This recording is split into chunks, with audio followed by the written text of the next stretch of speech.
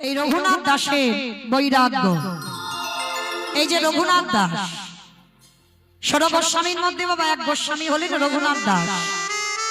আমরা যারা ভক্তি জীবনে নামছি, যারা ভজন সাধনে নামছি, এই ছজনার নাম, ছজনার পথ অবলম্বন আমাদের করতে হয়। সেই ছজন কে কে?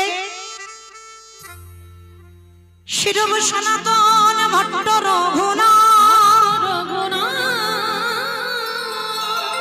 শ্রীজীব গোপাল ভট্ট দাস রঘুনাথ,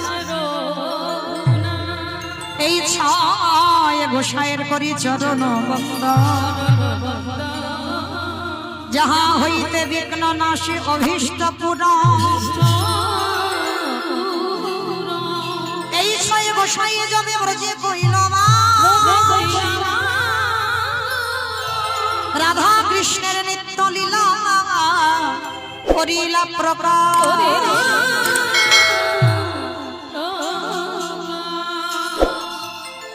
তাহলে এই ছজন গোস্বামী আমাইরা শিরূপ সনাতন ভট্ট রঘুনাথ, শ্রীজীব গোপাল ভট্ট দাস রঘুনাথ, এই ছয় গোসাই, ছজনার নাম। আর ছজনার মধ্যে আমরা একটা গোস্বামীর কথা আজকে একটু আলোচনা করব, যে গোস্বামীর নাম হচ্ছে রঘুনাথ দাস গোস্বামী। এই রঘুনাথ দাস গোস্বামীর বাড়ি কোথায়? হুগলি জেলায় আদি সপ্তগ্রাম। আজকে মা কথা নয়, দান দেন, ধ্যানটাই দিকে রাখেন। হুগলি জেলায় আদি সপ্তগ্রাম। আর এই আদি সপ্তগ্রামে জমিদার পরিবারের ছেলে, বাবা হলো গোবর্ধন দাস আর জ্যাঠামশাই হলো হিরণ্য দাস। যেমন রামের কথা বললে বাবা লক্ষণের নাম এসে যায়, আর এই গোবর্ধন আর হিরণ্য এরা দুই ভাই, ঠিক এই রাম লক্ষণের মতো জুটি। মানে যা করে দুই ভাই, মানে এরা মারামারি পেটাপেটি লাঠালাঠি করার ভাই ভাই নয়, জায়গা জমি নিয়ে বাবা শিল পোথার ভাই ভাই নয়। মানে এতটাই মিল, মানে যা কিছু করে দুই ভাই, যেখানে যাই দুই ভাই। কিন্তু হিরণ্য দাস সংসার করেনি গোবর্ধন দাসের ঔরসেই রঘুনাথ দাস। কিন্তু মা রঘুনাথ দাস হচ্ছে মানত করা সন্তান। মায়েরা অনেকে মানত করে সন্তান পান না, ডাক্তার বৈদ্য কবিরাজ করেও বাবা বংশে একটা সুযোগ্য সন্তান হচ্ছে না। 7 ঠাকুর করছেন, কিন্তু আমি একটা জায়গার নাম বলে দিই মা, যাবে বিশ্বাস, আমার বিশ্বাস। এই হরিবাসরে দাঁড়িয়ে বলে যাই মা, ডাক্তার বৈদ্য কবিরাজ না করেও এক জায়গায় গিয়ে যদি বাবা ঠিক ঠিক নয়ন জলে বুক ভাসিয়ে বলতে পারে আমার রাধারানী তাকে কৃপা করবে। সেটা কোথায়? যেটা হচ্ছে উত্তরপ্রদেশ রাধা কুণ্ডের তীর। এই রাধা কুণ্ডের তীরে বাবা যারা পঞ্জিকা দেখেন দেখবেন বগুলা অষ্টমী, দুর্গা পূজার পরে পরে এই বগুলা অষ্টমীতে বাবা একটা স্নান যোগ থাকে।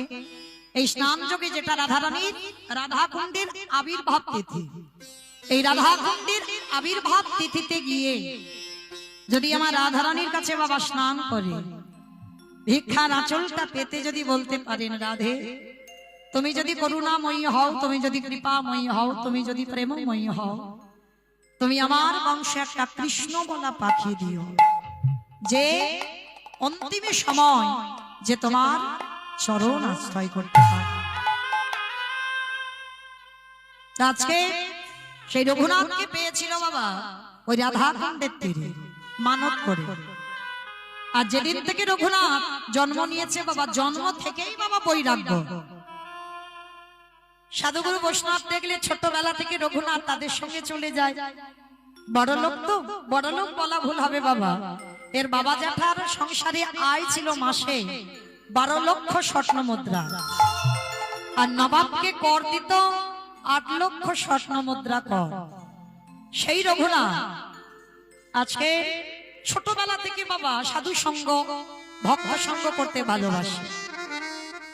আর ছোটবেলা থেকে তার একটাই খেলা, রাধা কৃষ্ণ সেবিব জীবনে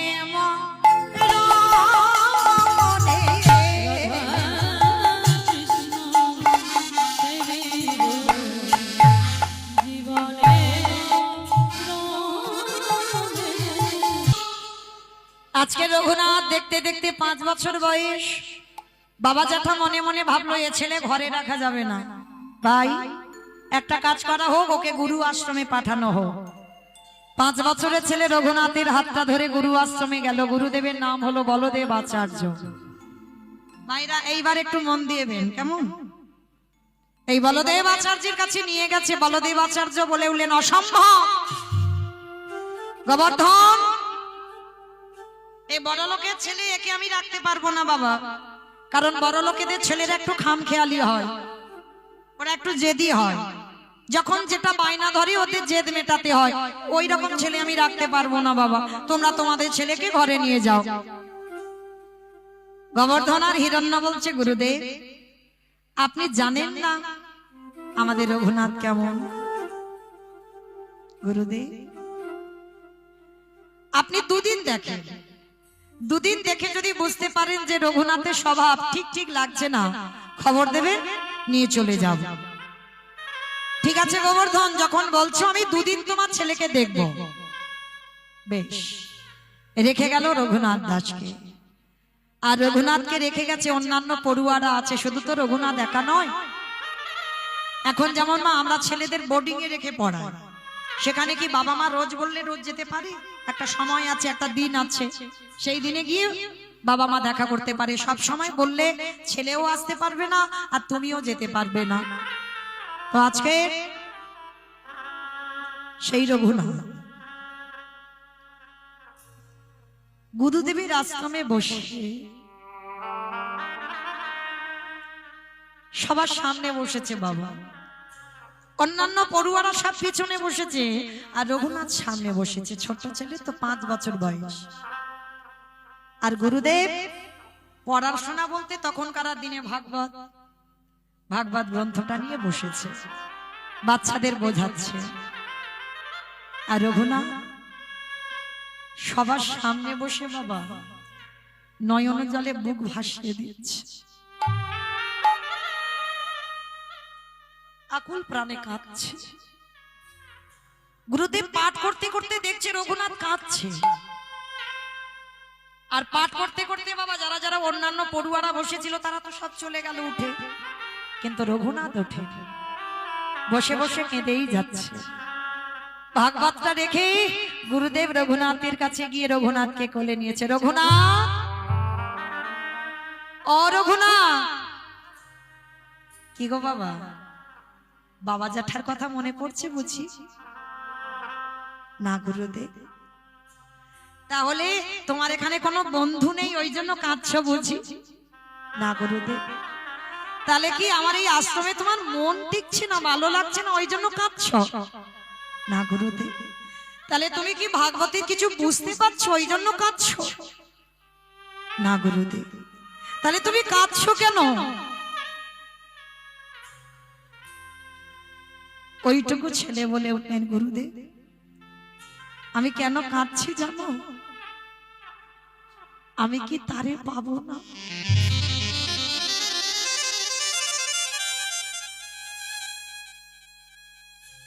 এই জায়গাটা মা খুব হৃদয়ঙ্গ করবেন।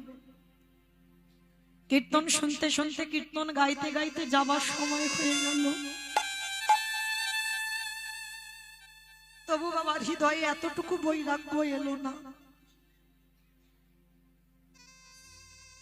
এতটুকু গোবিন্দ ভাবনা, গোবিন্দ চিন্তা এলো না। শুধু এলাম, খেলাম আর ঘুমালাম আর ঘরে গেলাম, আর কোনো ভাবনা রইল না আমাদের। ওইটুকু একটা দুধের বালক রঘুনাথ গুরুদেবকে বলছে, গুরুদেব আমি কি তারে পাবো না? তা গুরুদেব তো হঠাৎই বুঝতে পারছে না, রঘুনাথ তুমি কার পাবার কথা বলছো, কি পাবার কথা বলছো? গুরুদেব আমি কি কৃষ্ণ চরণ পাবো না? কথাটা শুনে গুরুদেব বলদেব আচার্য চমকে উঠেছে। রঘুনাথ, রঘুনাথ এতটুকু বয়সে এত চেতনা, বলো না গুরুদেব আমি কি পাবো না কৃষ্ণ চরণ? পাবি বাবা পাবি, আমি তোর মতো ছেলে এতটুকু বয়সী আমি দেখিনি। আমি এত ভাগবত পড়ি, এত ভাগবতের শ্লোক মুখস্থ, কিন্তু তোর মতো কৃষ্ণ ভাবনা আমার হলো না। আমি আশীর্বাদ দিলাম বাবা, কৃষ্ণ দর্শন তোর হয়ে যাবে। গুরুদেব আশীর্বাদ দিল। আর কিছুক্ষণ পরে বাবা হরিদাস ঠাকুর, নামাচার্য হরিদাস ঠাকুর বেনাপুলের জঙ্গলে লক্ষ হীরাকে উদ্ধার করে নামাচার্য হরিদাস ঠাকুর এসেছে বলদেব আচার্যের ঘরে। আর যেই না আশ্রমে এসেছে, অন্যান্য পড়ুয়ারা দেখেই সবাই প্রণাম করছে হরিদাস ঠাকুরকে দেখে। আর ওই রঘুনাথ হরিদাস ঠাকুরকে দেখে ষষ্ঠাঙ্গে দণ্ডবত প্রণাম। মায়েরা যারা পুরুষ তাদের দণ্ডবত প্রণাম করতে হয়। আমরা নারী জাতি, আমাদের দণ্ডবত নয়, আমাদের পঞ্চাঙ্গ প্রণাম। মনে রাখবেন, কোনদিন মাটিতে দুম করে গিয়ে শুয়ে পড়বেন না, এটা নিষিদ্ধ। আর পুরুষ যারা তাদের দণ্ডবত প্রণাম করতে হবে, মাটিতে শুয়ে পড়ে প্রণাম।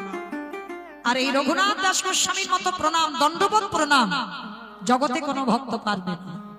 24 ঘন্টা যে দণ্ডবত প্রণাম করে সব থেকে বেশি রঘুনাথ, আর নাম জপ করে সব থেকে বেশি নামাচার্য হরিদাস ঠাকুর। এই দুইজন ভক্ত দুর্লভ। তো হরিদাস ঠাকুর যেই না রঘুনাথ দণ্ডবত করেছে, হাত দুটো ধরে তুলেছে। আর হাত দুটো ধরে তুলে, আচ্ছা মায়েরা বলো তো দেখি, ভক্ত চিনবে কি করে? বলো, ভক্ত চিনবে কি করে? গলায় তুলসীর মালা দেখলে, তাই তো দেখলেই মনে করবে ভক্ত তো না। মা জননী বলছেন না। তাহলে কি দাদার সঙ্গে তিলক সেবা দেখলে, তাও না। তাহলে শিখা রাখা আছে দেখলে, তাও না। তাহলে আমি প্রসাদ ভোজি, তাও না। তাহলে কি দেখে বলবো বাবা ভক্ত? ভক্ত চিনতে গেলে ভক্তের নয়নের দিকে তাকাতে হবে। ভক্তের নয়ন মানে ভক্ত চিনবে নয়নে, ভগবান চিনবে চরণ।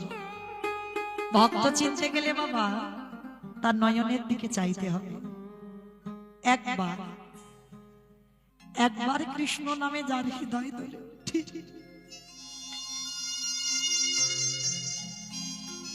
একবার কৃষ্ণ নামে যার হৃদয় কেঁপে ওঠে,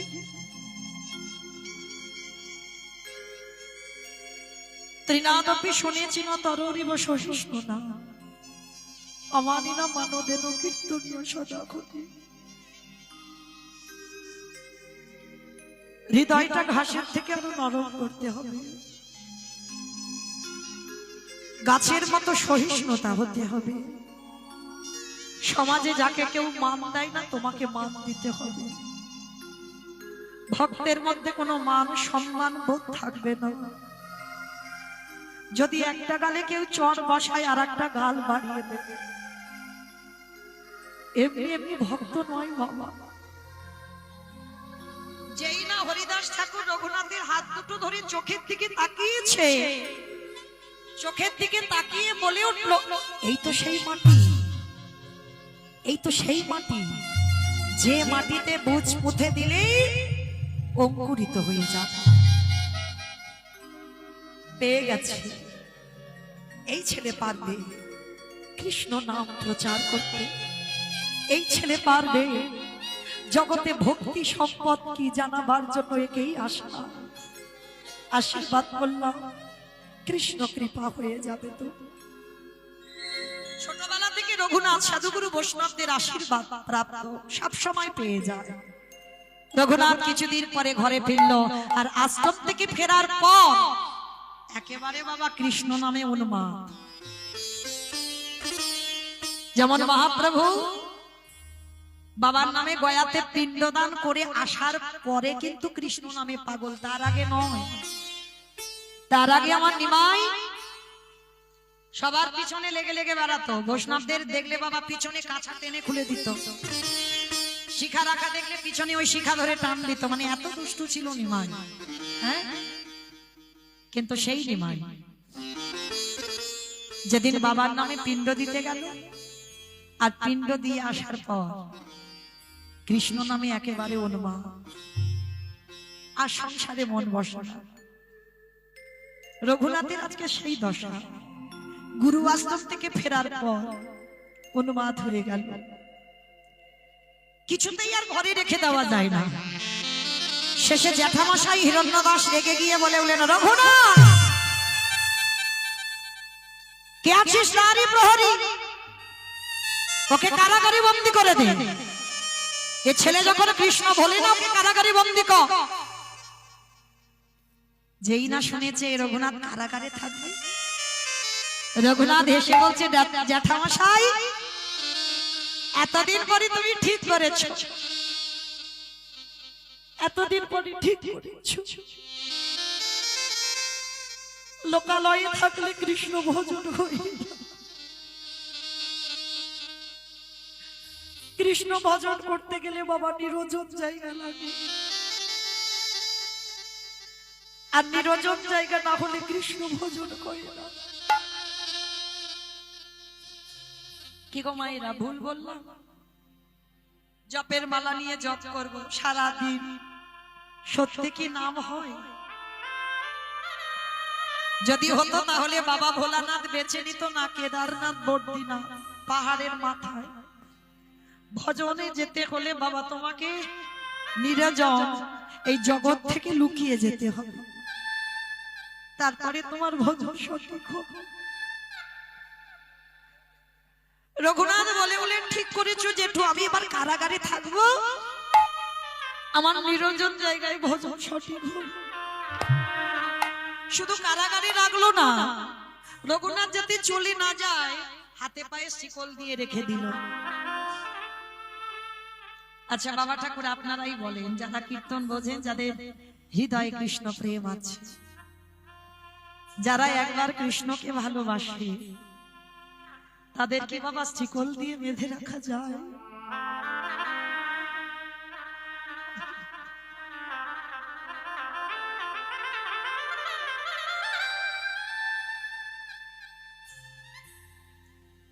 যারা কৃষ্ণ চরণে দেহ মন প্রাণ সমর্পণ করে, তাদের কি জগতে কোনো কিছুতে আটকে রাখা যায়? যায় না, যায় না। রঘুনাথকে বন্দী করলো কারাগারে, বন্দী নয়, হাতে শিকল দিয়ে রেখেছে। এক সপ্তাহ হয়ে গেল, বাবা খাবার পাঠায়, জ্যাঠা খাবার পাঠায়, রঘুনাথ জলস্পর্শ করে না। এক সপ্তাহ পরে জেঠু খবর পেয়েছে রঘুনাথ আহার ত্যাগ করে দিয়েছে। ওইরা একদিন যদি উপবাস করি আমাদের দশা কেমন হয়? এই যে কাল একাদশী ছিল, আজ দ্বাদশী, কি গো শরীর যেন আজকে রাত চলে না। আর রঘুনাথ এক সপ্তাহ জল স্পর্শ করেন। জ্যাঠামশাই খবর পেয়ে কারাগারে এসেছে। রঘুনাথ, শুনলাম নাকি তুমি আহার নিদ্রা সব ত্যাগ করে দিয়েছো, কি চাও বাবা তুমি বলো, কি চাও? তুমি আমাদের সাধনার ধন, অনেক সাধনা করে পেয়েছি এই জমিদারি দেখভাল করার জন্য, কি চাও রঘুনাথ তুমি? দেবে, দেবে জেঠু, আমি যা চাইবো তোমার কাছে দেবো বাবা। বললাম বাবা কি চাও? না ওরকম করি নয়, আগে ত্রিশত্ব করো না জেঠু, যা চাইবো দেবে। করলাম বাবা, তুই কি চাস? আমি তো জেঠু হয়ে বলছি, তুই যা চাইবি দেবে। জেঠু তুমি কিন্তু ত্রিশত্ব করেছ, আমি যা চাইবো তুমি দেবে, তাহলে দাও। রঘুনাথ বস্ত্র পেতে বলে উঠলেন জেঠুকে, জেঠু দাও না, কৃষ্ণ এনে দাও আমারে, কৃষ্ণ এনে দাও,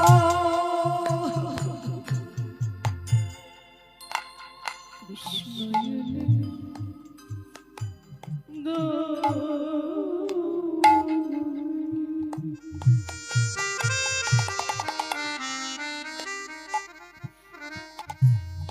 কৃষ্ণ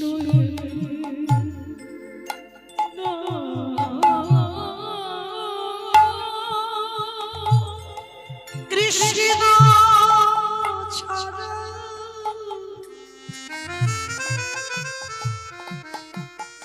আমার প্রাণে বাঁচে না কৃষ্ণ এনে দাও।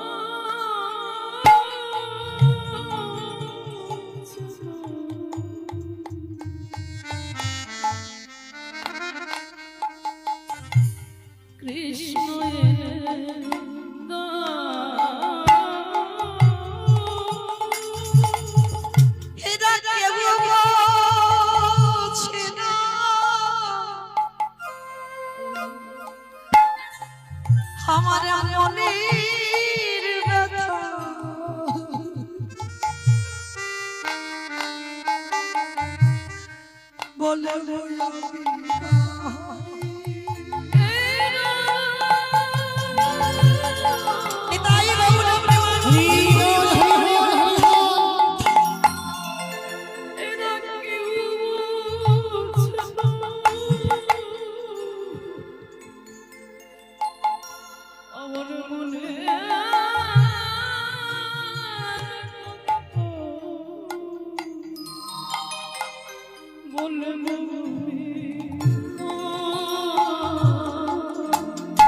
কৃষ্ণ এনে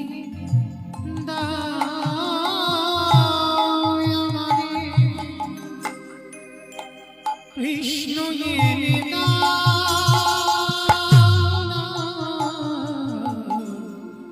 কৃষ্ণ এনে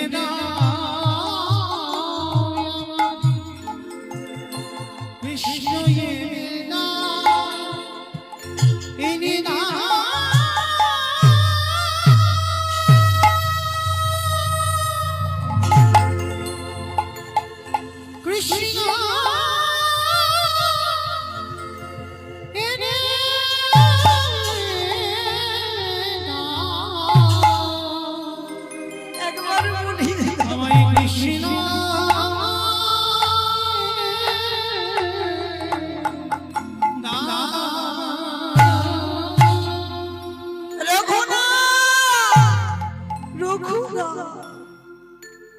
এটা তুমি কি বলছো? কৃষ্ণ পাবার জন্য এত উন্মাদ? খাও না জেঠু, একবার আমার কৃষ্ণ এনে দাও। আজকের গোবর্ধন দাস আর হিরণ্য দাস জ্যাঠা বাবা কাঁদছে, গুরুদেবকে খবর দেওয়া হলো এ ছেলে তো এইভাবে কাঁদতে থাকলে তো মরে যাবে। গুরুদেব এসে ডাক দিল, রঘুনা রঘুনা, তোমাকে কে বলেছে এইভাবে কৃষ্ণ কৃষ্ণ বলে কাঁদরে? ওগো রঘুনাথ গো, কৃষ্ণ বলে কাঁদলে কোনোদিন কৃষ্ণ পাওয়া যাবে না। যদি তোমার একান্ত কাঁদিতে হয়, তুমি হা গৌরে প্রাণে গৌরে বলে কাঁদো। রাধা কৃষ্ণ একাত মাধুরী ধরি অনন্য বিলাস রস আস্বাদন করি। এই দুই ভাবে চৈতন্য রসাই ভাবের রস নদীতে দোহে কোঠা।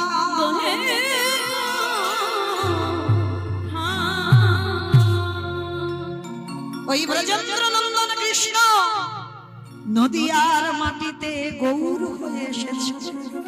কাঁদতে যদি হয় গৌর বলে কাঁদো। খবরটা পেয়ে রঘুনাথের বাবা জ্যাঠা রঘুনাথকে নিয়ে ছুটে গেল নবদ্বীপ। আর নবদ্বীপে গিয়ে খবর পেল নদিয়ার নিমা। ওই নদিয়া ত্যাগে করে বধূ বিষ্ণু প্রিয়াকে কাঁদিবে।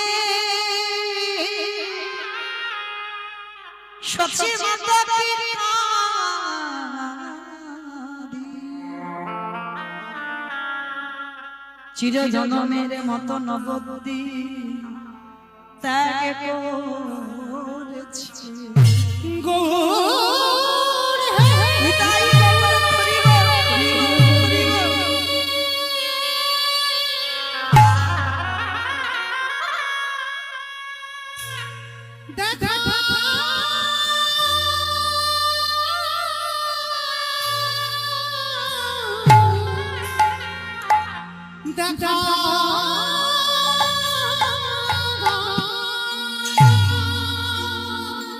কোথায় গেলে আমি গৌর পাবো?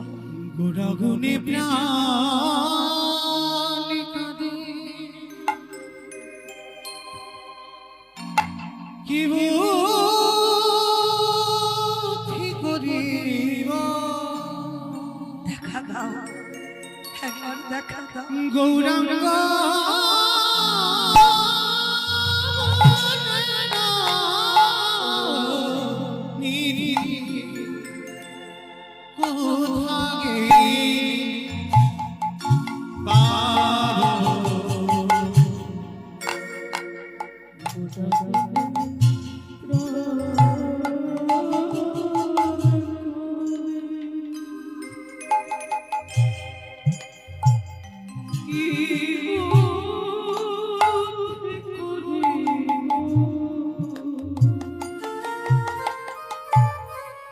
দেখা দাও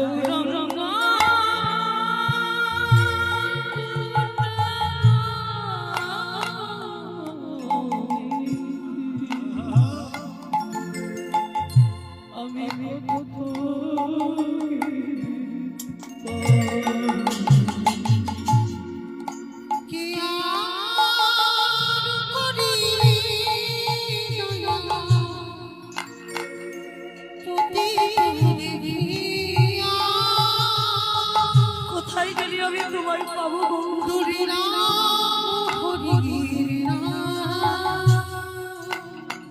কে দিবে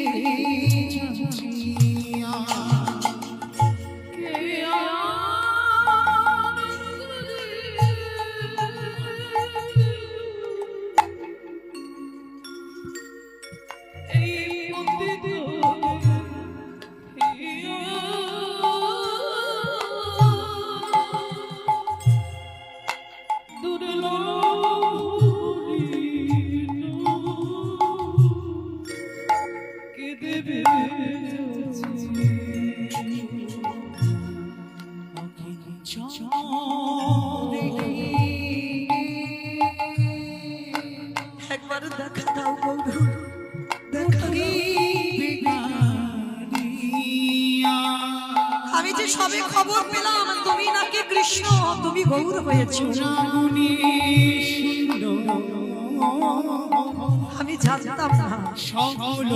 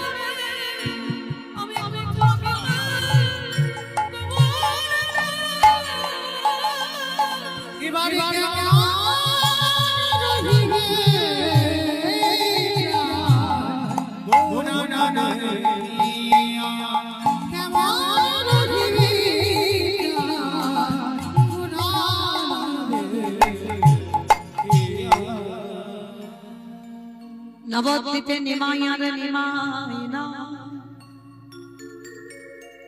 সোনার নদী আধার কোলে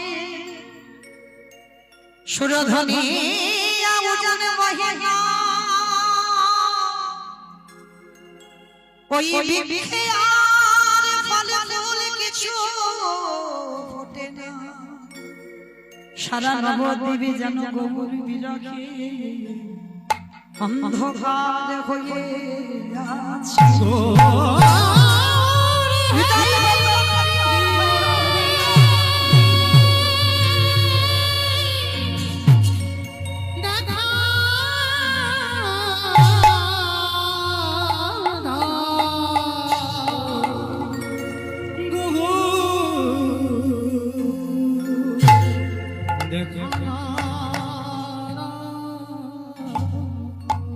বাবা জ্যাঠা কোন রকমে সান্ত্বনা দিয়ে রঘুনাথকে ঘরে ফেরালেন, কিন্তু ঘরে ফিরলে কি হবে বাবা? সন্ন্যাসে যাবার পরে নিমাই কিছুদিন পরে এসেছিল অদ্বৈত আচার্যের ঘরে শান্তিপুরে, নবদ্বীপে নয়, শান্তিপুরে এসেছিল। তখনকার দিনে জমিদার ছিল তো হিরণ্য দাস আর গোবর্ধন দাস। সবার আগে সংবাদ গেল হিরণ্য দাস আর গোবর্ধন দাসের কানে যে প্রভু নিমাই শ্রীকৃষ্ণ চৈতন্য মহাপ্রভু নাম নিয়ে ফিরেছেন অদ্বৈত আচার্যের ঘরে। রঘুনাথ, রঘুনাথ চল, তোর প্রভু এসেছে, নবদ্বীপে নয় শান্তিপুরে এসেছে, চল চল চল দেখতে যাবি। তা বাবা জ্যাঠা রঘুনাথকে নিয়ে এসেছে শান্তিপুরে অদ্বৈত আচার্যের ঘরে। প্রভু আমার তখন বাবা কীর্তনে মেতে আছে ভক্তদের নিয়ে, আর রঘুনাথ আসছে প্রভুর সঙ্গে সাক্ষাৎ করবেন। রসে তনু ঢঢ ঢঢ গৌর কিশোর বদ, রসে তনু ঢঢ ঢঢ রসে তনু ঢঢ ঢঢ গৌর নিতাই গৌর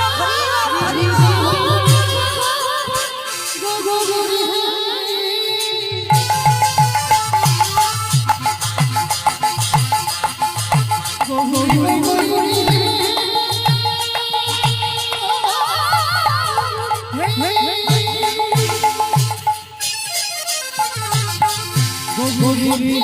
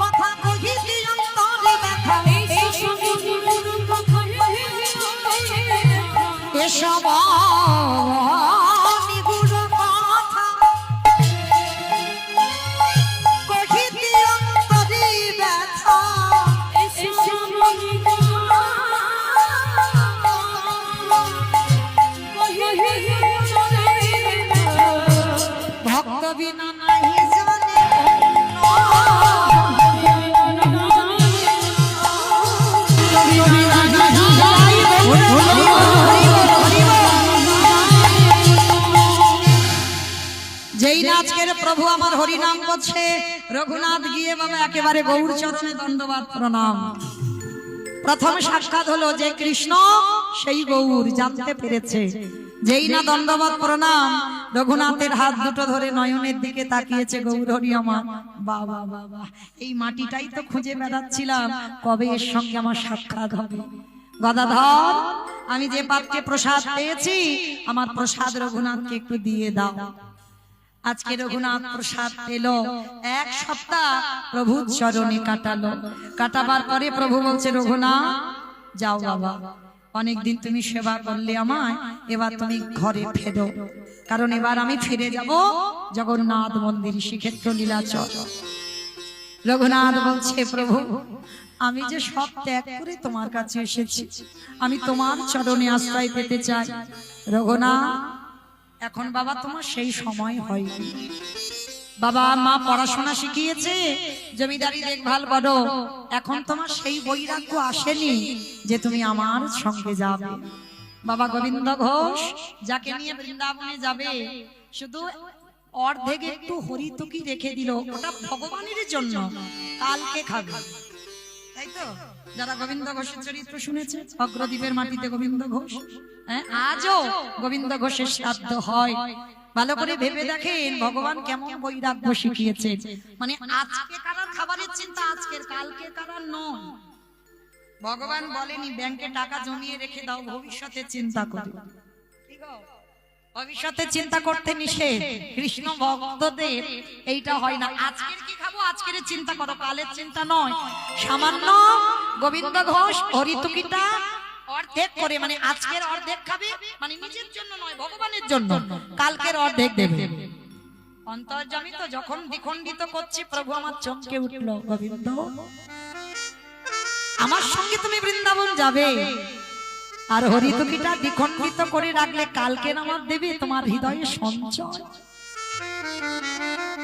যে হৃদয়ে সঞ্চয় বাসনা থাকে তাকে তো আমি আমার সঙ্গে করে নিতে পারি না। পরের দিনে যখন ছলনা করে প্রভু বলল, গোবিন্দ মুখশুদ্ধি কই, যাও গ্রাম থেকে একটা মুখশুদ্ধি এনে দাও, মাধুকুরি করে। তাড়াতাড়ি করে আঁচল থেকে খুলে বলছে, প্রভু আমি জানতাম তুমি মুখশুদ্ধি চাইবে, ওই জন্য কালকে যে বাড়িতে গিয়েছিলাম দুটো এনেছিলাম, একটা রেখে দিয়েছিলাম, এই নাও। প্রভু আমি ভালো করিনি বলো। গোবিন্দ ঘোষ বলছে, ভালো করিনি বলো। প্রভু আমার একটু মুচকি হেসে বলছে, গোবিন্দ তুমি ঠিক করেছো। তুমি ঠিক যদি না করবে তোমার হৃদয়ে সঞ্চয় এলো কেমন, আর তো আমি তোমাকে আমার সঙ্গে নিতে পারি না। রেখে গেল গোবিন্দকে অগ্রদ্বীপের মাটিতে। হাজার কাঁদলেও প্রভু আমার নিয়ে গেল না। অত সোজা নয়, নিজের জন্য নয় ভগবানের জন্য সঞ্চয় করলো, তাকে বাবা অগ্রদ্বীপের মাটিতে সারা জীবনের জন্য নির্বাসন দিল। কি গো, আর আমরা বড়াই করি, আমরাও বড় ভক্ত। হরি বল। কার কত টাকা ব্যাংকে জমানো, কার তিনতলা বাড়ি পাতো সেটিং করা, ভক্ত আমরা নয়।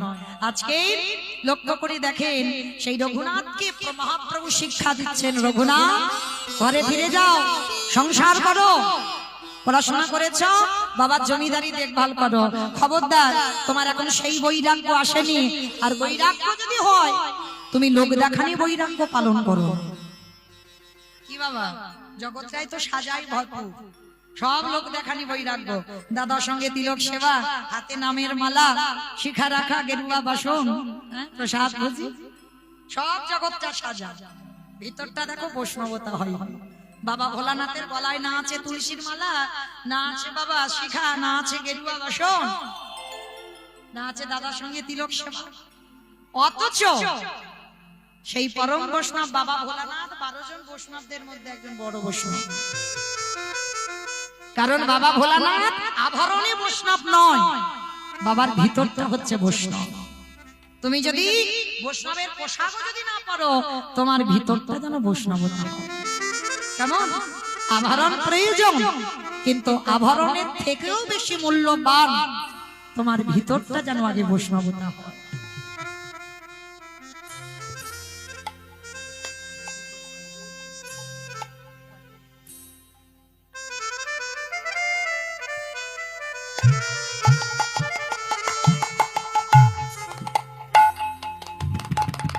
নিতাই গৌর প্রেমানন্দে হরি বল, হরি বল, হরি বল।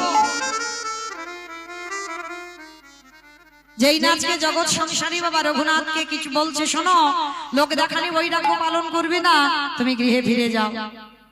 আজকে রঘুনাথ প্রভুর আজ্ঞা মতো গৃহে ফিরলেন। আজকে নৌকাতে চড়েছে, নৌকাতে চড়ে বাবা ফিরছে কোথায়? হুগলি জেলায় আদি সপ্তগ্রাম। আর ফিরতে ফিরতে বাবা হঠাৎ নদী পার হতে হতে, ওরে বাবা কত লোক বসে আছে, এত লোক কেন বলো তো দেখি। বাবা গলা পর্যন্ত ভক্তরা নেমে গেছে। জায়গাটা কোথায়? পানিহাটি, পানিহাটির মেলা। অনেকে জান না ভক্ত, আজকের ওই পানিহাটির মেলায় এত ভক্তের ভিড়। রঘুনাথ বলে দেখিতে একবার গিয়ে। যেই না রঘুনাথ নেমেছে বাবা শুনেছে ওখানে নিমাইয়ের ভাই মানে মহাপ্রভুর দাদা নিতাই চাঁদ এসেছে। আর যেই না নিতাই চাঁদকে দণ্ডবাদ প্রণাম, সঙ্গে সঙ্গে নিতাই চাঁদ বলে উঠলেন, আরে চোর চোর চোর। রঘুনাথকে সবাই চোর চোর বলে চিৎকার করছে, আর সবাই তো রঘুনাথকে চেনে, আর যেই না চেনেছে বাবা সঙ্গে সঙ্গে রঘুনাথকে দেখে বলে নিয়ে চোর। বলে কেন?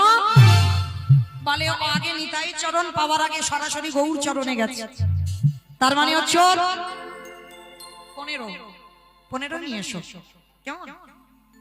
এইবার যেই না আজকে রঘুনাথকে চোর বলেছে, রঘুনাথ বলছে আমি চোর হব কেন? তাহলে শোনো, তুমি আজকে নিতাই চরণ ভজন করার আগে তুমি গৌর চরণে গেছো। বাবা আপনারা জানেন নিতাই চরণ ভজন না করলে গৌর চরণ পাওয়া যায়?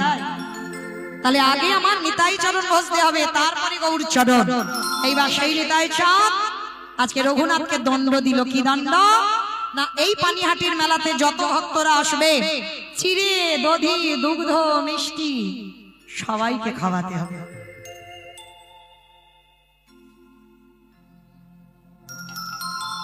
যেই না চিড়ে দুধ দই মিষ্টি খাওয়াতে হবে, রঘুনাথকে দণ্ড দেওয়া হলো। আর সেই রঘুনাথকে যখন দণ্ড দেওয়া হলো, আজকে সেই রঘুনাথ বাবা জ্যাঠাকে খবর দিয়ে ভক্তদের প্রসাদ বিতরণ করলো। রঘুনাথ ঘরে ফিরলো, আর ঘরে ফিরে বাবা ছেলে বড় হয়েছে না, যৌবন হয়েছে। এইবার বাবা জ্যাঠা বলে উঠলেন এবার কাঁধে একটা জল চাপাতো দেখি। আমার জল চাপানো মানে বোঝো কি গো? ও জল চাপানো মানে বিয়ে। সে তো সেই হাল করা গরুদের কাঁধে চাপানো হয়। এই কথাগুলো আমাদের নয়, ঠাকুমারা বলতো। এই নাতনি বড্ড নাতি উৎপাত করছে, ওর কাঁধে একটা জল চাপা। হ্যাঁ মানে আমার বাপের হেলে গরু ছিল না, এই কাঁধে একটা জল চাপিয়ে দেওয়া হতো, আর দিলে কি হতো, আর গরু এদিক ওদিক হতো না। হেলে গরু তো আর এদিক ওদিক হতো না। আজকে ঠাকুমারা বলতো, আজকে রঘুনাথের বিয়ে সিদ্ধান্ত নিল। ও মায়েরা, এমন একটা মেয়ে দেখেছে না, সে মেয়েকে দেখলে তুমি কৃষ্ণ ভুলে যাবে। মানে স্বর্গে অপ্সরা হার মানবে। মানে সে তো নাম কি জানো মেয়েটা? রত্নাবতী। মানে রত্নাবতী নয় তো, সে যেন সোনার মতো অঙ্গ। ওই যে আমার বোনটা এসেছে দেখছো না, সোনার মতো অঙ্গ, গৌর অঙ্গ, হ্যাঁ কাঁচা সোনা জানো। তো আজকে দেখাশোনা করেছি ওই রকম একটা মেয়ে স্বর্গের অপ্সরা হার মানবে। আর সেই রংটা দেখে যাতে রঘুনাথ ভুলে যায়। কিন্তু অমায়েরা একটা কথা বলি, তুমি যদি জগন্নাথকে ভালোবাসো, ধরো তুমি জগন্নাথকে ভালোবাসো, জগন্নাথের তো খুব একটা দেখতে ভালো নয়, বড় বড় চোখ, মানে কেমন মতো দেখতে। আর জগন্নাথকে ভালোবেসে তার সামনে যদি একটা সিনেমা আর্টিস্ট এনে দাও, চোখ যাবে তোমার? কারণ ওকেই তো তুমি ভালোবেসেছো। তার রঘুনাথের কাছে যত স্বর্গের অপ্সরা আনো না কেন, ওর দেহ মন প্রাণটা তো কৃষ্ণ চরণে দেওয়া। আর যাই কোথাও, আজকের বিয়ে সিদ্ধান্ত নেওয়া হলো। অমাইরা একটু বিয়ে বাড়ি যাবে? না ওইটা দিতে পারবো না, খাওয়াটা দিতে পারবো না, আমার নিয়ে যেতে পারবো কিন্তু খেতে দিতে পারবো না। বড়েলো বড়েলো বলে বিয়ে বাড়ি, রঘুনাথের বিয়ে, একটু উলুধ্বনি। পড়ে গেল সাদা গো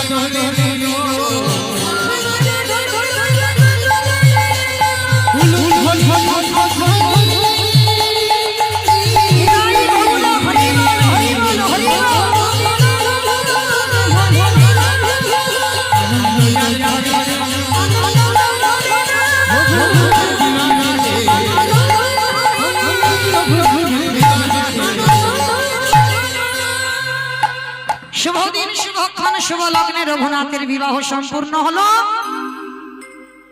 বিয়ে হলো পরের দিন কাল রাত্রি, তার পরের দিন হলো ফুলসজ্জার রাত। ও মায়েরা, রঘুনাথ জানালা দরজা বন্ধ করে আকুল প্রাণে ধুলায় গড়াগড়ি দিয়ে কাঁদে মনে মনে বললেন গৌরকে এই জীবনে তুমি ছাড়া আর কারোর চরণে আমি আমার দেহ মন প্রাণে দিতে পারি না তাই তোমার চরণে আমি জানাই রাখলাম তুমি আমারে পদ বলে দাও রঘুনাথ কাঁদছে রত্নাবতী ঘরের মধ্যে প্রবেশ করে দেখে না স্বামী ধুলায় গড়াগড়ি দিয়ে আকুল প্রাণে কাঁদছে ও মাইয়া বিয়ে হয় কাল রাত্রি তার পরের দিনে যদি স্বামী পাগলের মতো কাঁদে একটা নারী কি বুঝবে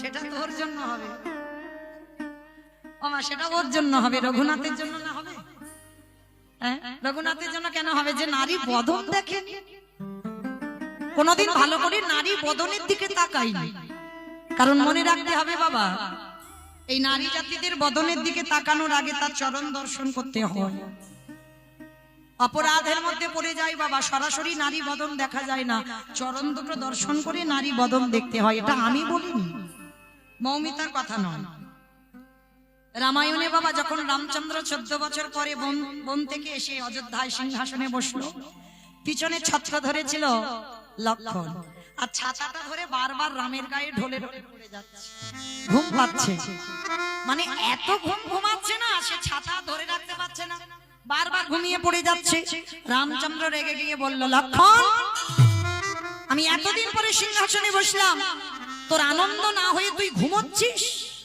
বলে দাদা গো আমি 14 বছর ঘুমাইনি দাদা 14 বছর ঘুমাসনি বলে না যখন আমার নয়নে নিদ্রা দেবী আসতো আমি নিদ্রা দেবীর চরণ ধরে বলতাম নিদ্রা রে আমার দাদাকে আজকের ঘাট করার জন্য এলাম রক্ষা করার জন্য এলাম যদি একান্তই আমার নয়নে আসতে হয় যেদিন আমার দাদা রাম অযোধ্যায় ফিরে যাবে সেদিন আমার নয়নে তুই আসিস সেদিন আমি যত্ন করে তোকে গ্রহণ করব কিন্তু আজ নয় 14 বছর আসবি না আসেনি 14 বছর ঘুমাইনি বলে দাদা ঘুমাইনি নয় 14 বছর আমি নারী বদন দেখিনি রামচন্দ্র হেসে উঠেছে এইটা বিশ্বাস করা যায় না লক্ষণ বলে কেন সীতামা কাছে ছিল সীতামা সঙ্গে ছিল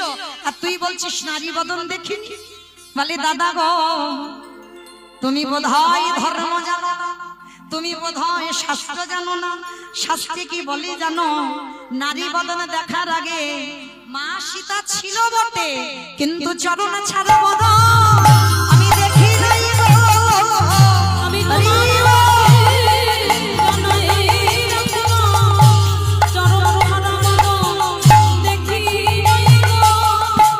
আমি আগে চরণ দেখে তারপরে মার বদন তার আগে কোনোদিন দেখিনি ও বেশ বলে দাদা 14 বছর আমি খাইনি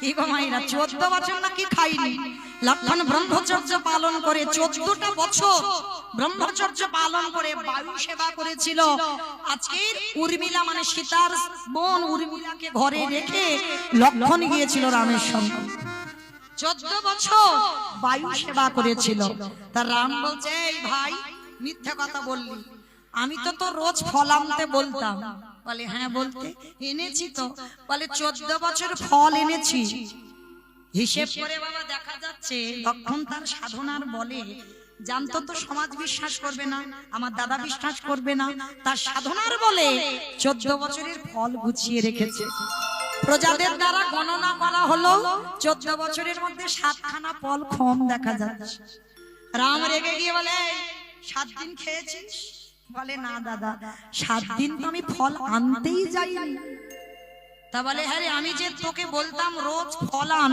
তুই আনতিস তা সেগুলো তুই আমাকে দিতিস আর আমি তো তোকে দিতাম তুই খেতিস না বলে দাদা গো যখন আমি ফল এনে তোমার হাতে দিতাম তুমি একটা করে ফল খেতে আর আমার হাতে একটা করে দিয়ে বলতে লক্ষণ ফল ধর দাদা গো জীবনে কোনোদিন তুমি বলো নাই লক্ষণে একটা ফল তুই খা, যে দাদা হয়ে পিতার সমান হয়ে যাকে রক্ষা করবার জন্য আমি এলাম, সে জীবনে কোনোদিনে বলেনি লক্ষণে ফল খা। তাই তো দাদা আমি কোনোদিনে ফল খাইনি।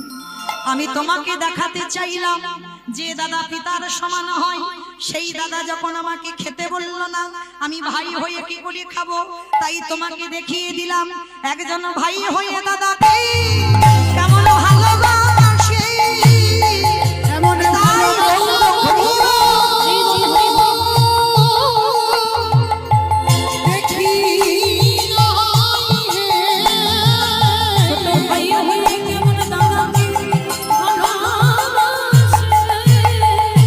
বেশ, এইবার আজকে সেই লক্ষ্য করে দেখ।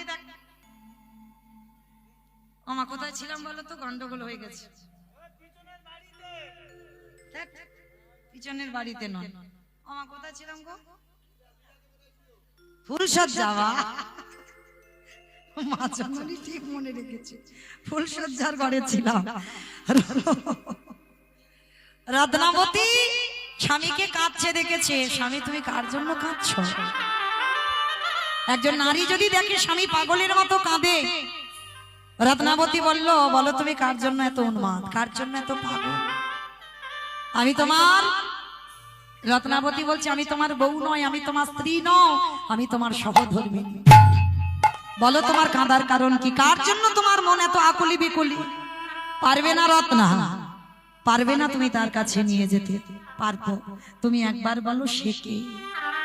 ত্রিসত্য করছো তো, তার কাছে আমার চির জনমের মতো দিয়ে দেবে? দেব, বলো সে কে? শোনো রত্না, যার জন্য আমি এত পাগল, যার জন্য আমি এত কাঁদি, যার জন্য আমি উন্মাদ, সে অন্য কেউ নয়, যার নাম হলো কৃষ্ণ। চমকে উঠলো রত্নাবতী। স্বামী তুমি কৃষ্ণ পাওয়ার জন্য এত পাগল?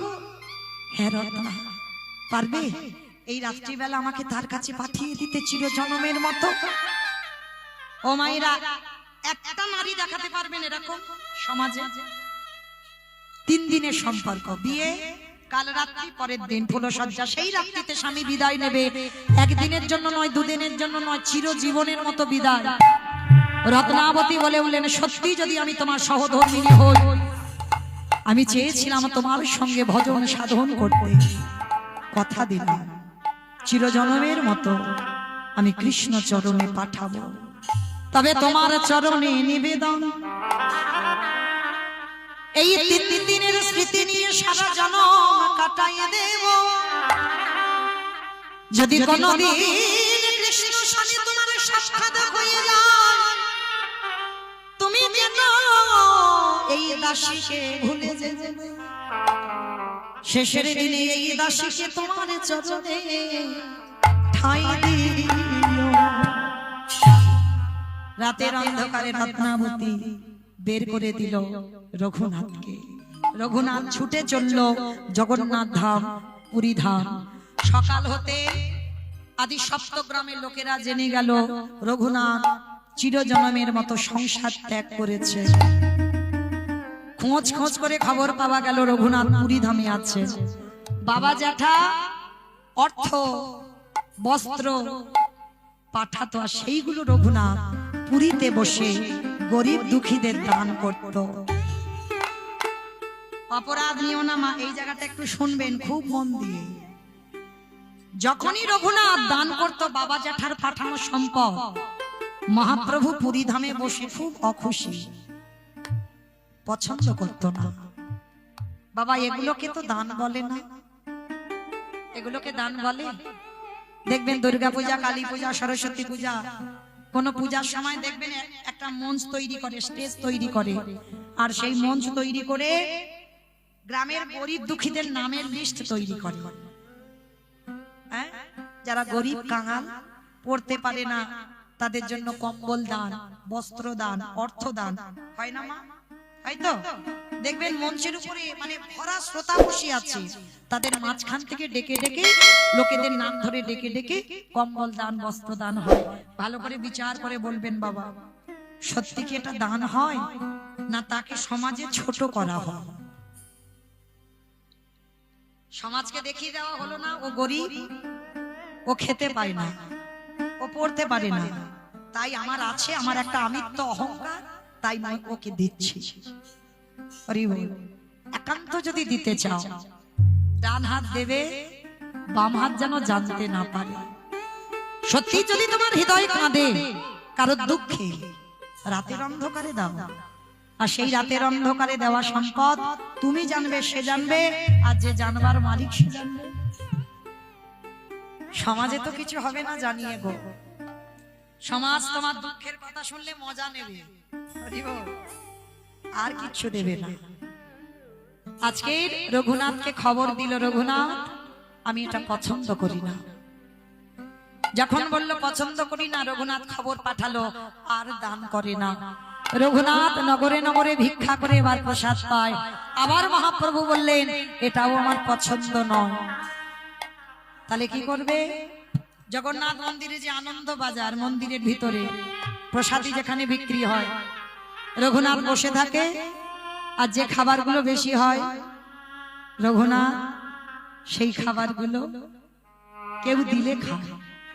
মহাপ্রভু খবর পাঠালো এটাও আমার পছন্দ নয়। তাহলে এবার কি করে চলবে গো রঘুনাথের? এক সপ্তাহ হয়ে গেছে কিছু খাচ্ছে না, এক সপ্তাহ, আর খিদেতে সহ্য করতে পারছে না। এবার রঘুনাথ নর্দমায় পড়ে আছে। ভালো করে ভেবে দেখেন মায়েরা, আমার যাবার বাঁশি বেজে গেছে, আর 5 মিনিট। রাধে, পরবর্তীতে দল আছে, অনেক রাত হয়ে যাচ্ছে, আমাকে যেতে হবে। ওরে বাবা, অনেকক্ষণ, 4 ঘন্টা হয়ে গেল। ও চলে গেলে ফাঁকা হয়ে যাবে, আমি কি তাহলে সারা রাত থাকবো নাকি? বেশ, গাইছি তো, এখন যাচ্ছি না তো, যাচ্ছি না। আজকে রঘুনাথ নর্দমায় পড়ে আছে, আর যেই না নর্দমায় পড়ে আছে, ভালো করে ভেবে দেখেন বাবা, যে একটা ধনী ছেলে, বড় লোকের ছেলে, যার বাবার কত আয়, সেই বড় লোকের ছেলে একটা বহির্বাস আর একটা অন্তর্বাস, আর করণে কিছু নেই। বড় লোকেদের ছেলেদের কত দামি দামি পোশাক হয়, কিন্তু যারা ভক্ত হয় তাদের দামি পোশাক নয়, দামি আহার নয়, 24 ঘন্টায় একবার আহার। তাও আবার রঘুনাথের নিষেধ, 1 সপ্তাহ কিছু খাইনি, নর্দমায় পড়ে আছে, আর নর্দমায় পড়ে থেকে আর সইতে পারছে না। দয়াময়, এবার যদি একটু না আহার করি আমি যে বাঁচবো না, আর না বাঁচলে আমি যে তোমার দর্শন পাবো না প্রভু। মানে একটা দিনের জন্য রঘুনাথ পুরীতে আছে, কিন্তু রঘুনাথকে একটা দিনের জন্য প্রভু আমার দেখা করতে আসে। যা খবর পাঠানো স্বরূপ দামোদরের দ্বারা খবর পাঠাচ্ছে, কিন্তু প্রভু আসেন। আজকের কি করেছে দেখো বাবা, যেই না নর্দমায় পড়ে আছে, নর্দমা দিয়ে ভেসে যাচ্ছে একটু পচা পান্তা ভাত, আর যেই না পচা পান্তা ভাত ভেসে যাচ্ছে, এত খিদে পেয়েছে, রঘুনাথ তুলে নিয়েছে। রঘুনাথ তুলে নিয়ে বলছে, গৌরহরি, আমি যদি একটু না খাই আমি যে আর বাঁচবো না, একটু কৃপা করে আমি এই প্রসাদী একটু গ্রহণ করবো। মায়েরা ড্রেন দিয়ে কত মল মূত্র, কত পায়খানা ভেসে যায়, তাতেই পান্তা ভাত ভেসে যাচ্ছে একটু প্রসাদ। কি গো, আমরা মানুষরা যারা ভক্ত হয়েছি তারা বলি না, এই ছুঁয়ো না, ছুঁয়ো না, ছুঁয়ো না, ঠেকিও না, বলি না? আজকে দেখে রঘুনাথের দশা, নর্দমা দিয়ে ভেসে যাচ্ছে প্রসাদ। রঘুনাথ ওই প্রসাদ তুলে নিয়ে নয়ন জলি বক্ষ জল ভাষায় কাঁদে গারে বলে, হে গৌর হরি,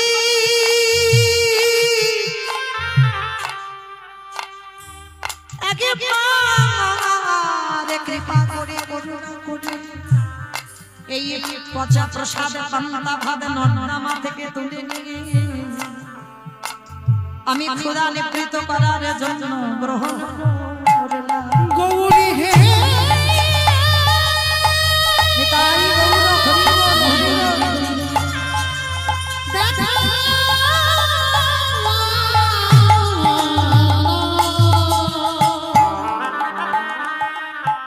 ওগো তুমি নাকি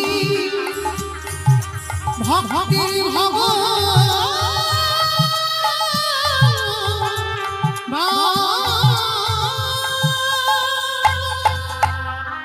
যেই না বাবার নর্দমা থেকে এক গ্লাস বদনে দিয়েছে, এতদিন পর প্রভু আমার পিছন থেকে এসে হাতটা ধরেছে, রঘুনাথ একা একা খাচ্ছিস, একটু দে না বাবা। চমকে উঠেছে রঘুনাথ, এটা কি বলছো গৌর হরি? এটা আমি মুখে দিয়ে ফেলেছি, আমার এঠো, আমার থুতু লালা লেগে আছে। ওরে আমি ভগবান হয়ে শুধু এ যুগে না, প্রতি যুগে যুগে জনমে জনমে ভক্তের ভক্তের এঠো বড় আমি ভালো ভালোবাসি। হরি রঘুনাথ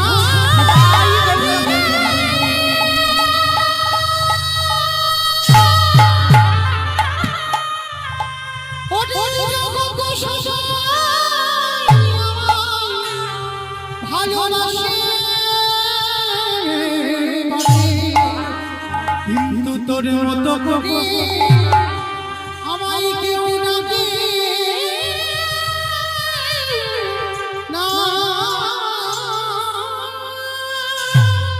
যেই আজকের রঘুনাথ প্রসাদীটা বাবা প্রভু আমার হাত থেকে কেড়ে নিয়েছে, রঘুনাথের উচ্ছিষ্ট প্রসাদ খাবে কেন? ভগবানকে নিবেদন করলে হয় প্রসাদ, আরে ভক্ত যদি উচ্ছিষ্ট করে সেটা হয় মহাপ্রসাদ। এই প্রসাদ সব ভাগ্যে হয় না। রঘুরে এ প্রসাদে প্রসাদ মহাপ্রসাদ দে রঘুনাথ, তোর ওই থুতু লালা লেগে থাকা প্রসাদ আমি একটু গ্রহণ করি। যেই না প্রভু আমার সেবা করেছেন, রঘুনাথ এতদিন পরে তোর সঠিক বৈরাগ্য হলো, বল কি চাস? গৌর হরি আমি বৃন্দাবন যেতে চাই। স্বরূপের হাতে সমর্পণ করলো, যা বৃন্দাবন। রাধা কুণ্ডের তীরে ভজনের জায়গা বেছে নিল রঘুনাথ। তো মায়েরা যারা বৃন্দাবন গেছেন উত্তরপ্রদেশ, রাধা কুণ্ডের তীরে কোনো আচ্ছাদন নয়, রঘুনাথ কোনো আচ্ছাদনে বসে নাম জপ করেন। প্রখর রোদ, বৃষ্টির সময় বৃষ্টি পড়ে বসে নাম করে, ঘর বাঁধেন, আচ্ছাদন করেন। রোদের সময় রোদে বসে। আর সব থেকে রাধা কুণ্ডের তীরে বাবা মা রাধারানী তো করুণাময়ী, প্রেমময়ী, কৃপা। শুধু মনে রাখবেন একটা কথা, কৃষ্ণ বলে কাঁদলে বিচার হবে। চিত্রগুপ্ত বিচিত্রগুপ্তকে ডেকে বলবে, আগে খাতাটা খুলে দেখ তো দেখি ভক্ত কি করেছে। ও দেখবে, কিন্তু যদি কেউ রাধাচরণের দাস হয়, এত প্রেমময়ী না, কোনো বিচার হবে না, সরাসরি মানে একেবারে ডাইরেক্ট তাকে কৃপা করে দেবে। কোনো বিচার, কোনো খাতা দেখবে না। ও জগতে কি করেছে, ও চারটে খুন করলো, মার্ডার করলো, চুরি করলো, ডাকাতি করলো, কিছু দেখবে না। রাধে বলে কাঁদো তো রাধারানী তার চরণে নিয়ে বিচার হয় না। এইবার রাধারানী কি করেছে, যখন রঘুনাথ রোদে বসে আছে, ঠিক রাধারানী নিজের উড়ানিটা নিয়ে রঘুনাথের মাথায় আচ্ছাদন করে দাঁড়িয়ে আছে। কি গো মাইরা, ভক্ত ভগবানের সেবা করে আর ভগবান ভক্তের সেবা করে না। দেখে নেন রঘুনাথকে, যাতে কষ্ট না হয়, মানে এদিকে চোখে জল আর এদিকে ঘাম, আর রঘুনাথ তো তাকাচ্ছে না, আর রাধারানী আচ্ছাদন করে আছে। দূর থেকে দেখছে বাবা সনাতন গোস্বামী, ষড় গোস্বামীর এক গোস্বামী সনাতন গোস্বামী, দেখছে রাধারানী রঘুনাথের পিছনে দাঁড়িয়ে আছে আচ্ছাদন করে। হাই হাই হাই হাই, এটা কি করছে রঘুনাথ? ও যদি আচ্ছাদনে থাকতো তাহলে আমার রাধারানীর তো এত কষ্ট হতো না। হ্যাঁ? আর রঘুনাথ তো কিছু জানেই না। যখন রোদটা চলে গেল, পশ্চিম আকাশে সূর্য ডুবে গেছে, রাধারানী উড়ানিটা নিচে নামিয়ে দিয়ে নিজে চলে গেছে। আর তো রোদ নেই, এবার ছায়া। সন্ধ্যাবেলায় সনাতন গোস্বামী এসেছে রঘুনাথের কাছে। রঘুনাথ, এটা তুমি কি ভজন করছো? এটা তোমার কোন সেবা? এটা তোমার কোন ভজন? বলে কেন? বলে তুমি জানো তুমি কি করছো? তোমার এই মাথায় আচ্ছাদন নেই বলে আমার রাধারানী এসে তোমার কাছে ওই রোদে নিজে কষ্ট করে দাঁড়িয়ে আছে, আর তোমার গায়ে একটু রোদ লাগতে দিচ্ছে না, ছায়া করে আছে। এটা সেবা বলে? এটা ভজন বলে? রঘুনাথ চমকে উঠলো। আমার রাধারানী আমার জন্য ওই রোদে দাঁড়িয়ে আচ্ছাদন করে থাকে, আমি কথা দিলাম। আর আমি আচ্ছাদনে, আর আমি ওই খোলা আকাশের নিচে বসবো না। আমি কালকেই আমি একটা খড়ের চাল দিয়ে একটা আচ্ছাদন করে নেব। এই সনাতন গোস্বামী বলার পর রঘুনাথ আচ্ছাদনে বসে ভজন করত। তার আগে কোনোদিন করেনি। যখন বলেছে রাধারানী কষ্ট করে রোদে দাঁড়ায় তোর জন্য, তাহলে মা এইটুকু শুনে কি মনে হলো? শুধু ভক্ত ভগবানের সেবা করে না, ভগবানও খুঁজে বেড়ায় কোথায় আছে আমার পরম ভক্ত, আর সেই ভক্তের চরণ আমি সেবা করি। আমি আমার জগতে আমাকে পাওয়ার জন্য সবাই কাঁদে, আমিও তো কারোর পাওয়ার জন্য কাঁদি। রঘুনাথ আচ্ছাদনে বসে আছে আর রাধারানী আসছে না। কি গো, এবার তো ভক্ত ছায়াতে বসে আছে আর আসছে না। এইবার ডাক দিল, রাধে গো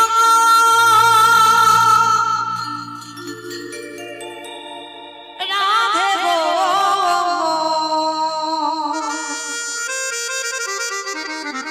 একবার সাড়া দাও রাধে, একবার সাড়া দাও।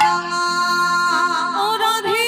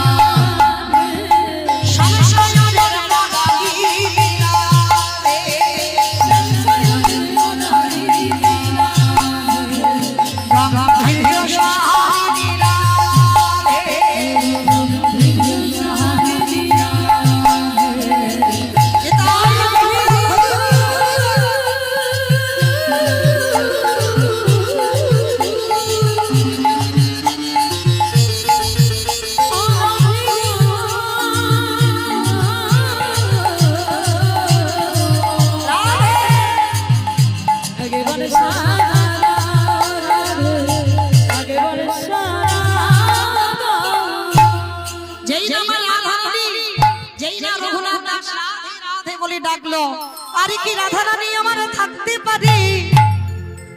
আমার প্রাণ গোবিন্দকে সঙ্গে করে ওই রাধা কুণ্ডের তীরে এসে যখন দাঁড়াইল, রঘুরে একবার কৃপা করে নয়নে মেলে চেয়ে দেয়, যেইখানে আমার কাছে মানদ করে তোর জ্যাঠামশাই নিয়ে গেল, সেই আমার চরণে এলি একবার নয়ন ভরে দেয়। যেই না তাকিয়েছে, দেখে না আমার রাধারানী আমার গোবিন্দকে নিয়ে দাঁড়িয়েছেন। রাধা গোবিন্দ একত্রিত হয়ে দাঁড়ালেন, সাক্ষাৎ রঘুনাথ আজকের যুগল মূর্তি দর্শন করলেন। স্বামীর বামে, ওহ স্বামীর বামে, স্বামীর বামে দাঁড়াইল নবীন কিশোরী গো।